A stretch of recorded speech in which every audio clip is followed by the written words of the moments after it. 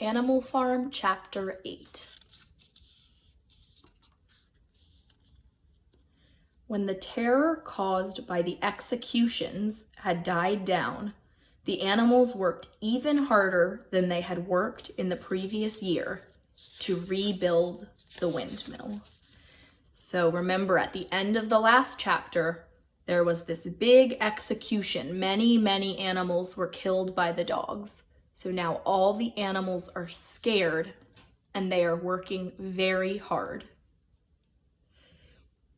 which together with the regular work of the farm was a tremendous labor. They have a lot of work to do.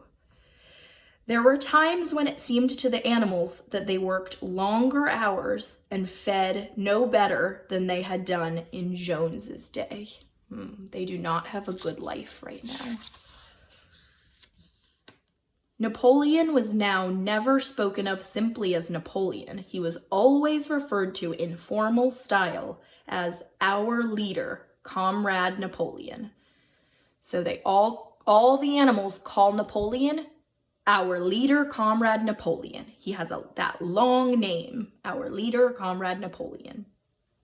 The pigs liked to invent for him such titles as Father of all animals or Terror of mankind. So those are other nicknames. Napoleon was not seen in public as often as once in a fortnight, so they only see him about once a month. When he did appear, he was attended not only by his 9 dogs, but also by a black cockerel, a black rooster, a male chicken, who marched in front of him and acted as a kind of trumpeter. So Napoleon has all these animals protecting him when he goes in public, when he goes out of his house. It had become usual to give Napoleon the credit for every successful achievement and every stroke of good fortune. So any time that anything good happens, the animals say it is because of Napoleon. In the autumn, by a tremendous, exhausting effort, the windmill was finished. They thought of how they had labored, what discouragements they had overcome, and the enormous difference that would be made in their lives when the sails were turning and the dynamis running.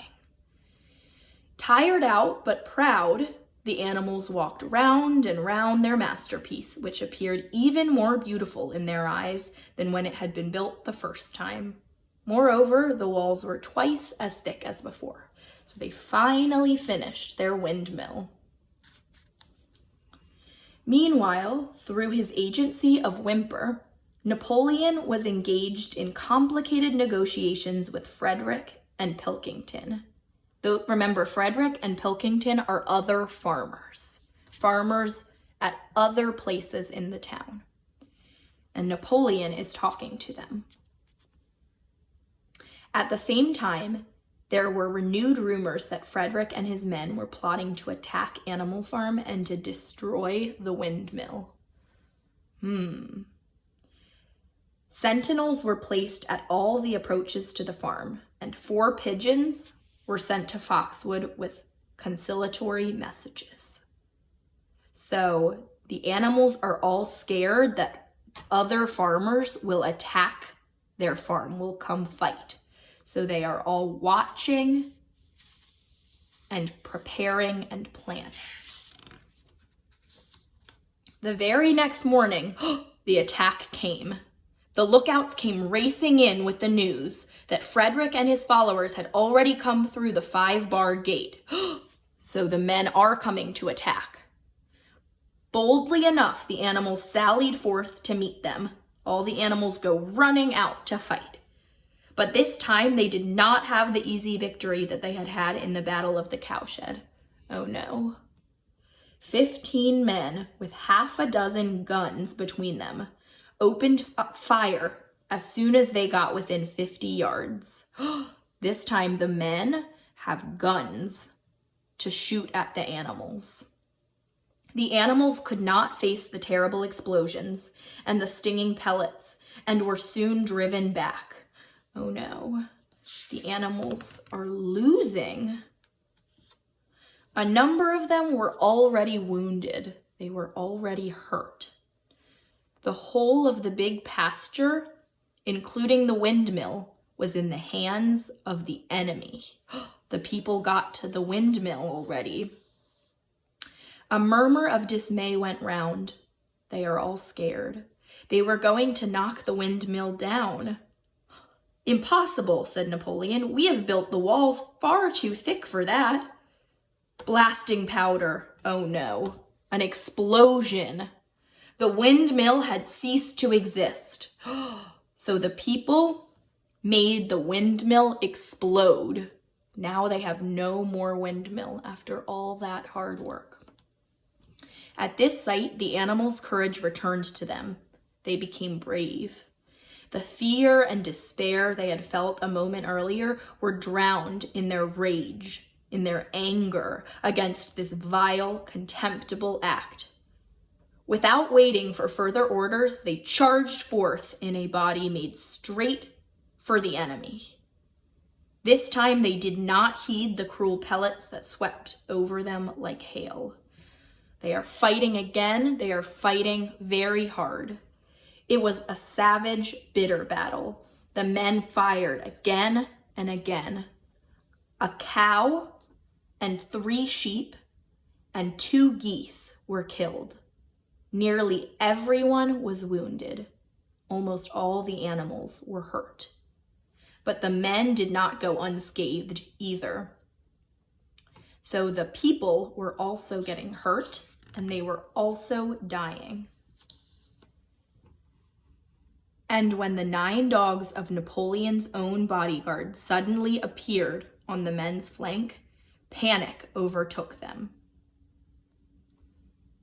They saw that they were in danger of being surrounded. Frederick shouted to his men to get out while the going was good, and the next moment, the cowardly enemy ran for dear life. The people finally ran away. They had won, the animals had won, but they were weary and bleeding. They won the fight, but many animals got hurt. Slowly, they began to limp back towards the farm. They heard from the direction of the farm the solemn booming of a gun to celebrate the victory. What victory? Said the horse. The horse does not feel happy, even though they won. The horse feels sad because many, many animals died or got hurt. But when the animals saw the green flag flying and heard the gun firing again, and heard the speech that Napoleon made congratulating them on their conduct, it did seem to them, after all, that they had won a great victory. So Napoleon puts up this flag, the green flag for animalism, and he tells them, congratulations, they did a great job. The animals slain in the battle were given a solemn funeral. Here you can see the animals are buried in the ground. 2 whole days were given over to celebrations. There were songs, speeches, and more firing of the gun, and a special gift of an apple was bestowed on every animal. They are celebrating now. It was announced that the battle would be called the Battle of the Windmill. The Battle of the Windmill, because the windmill was destroyed. The end.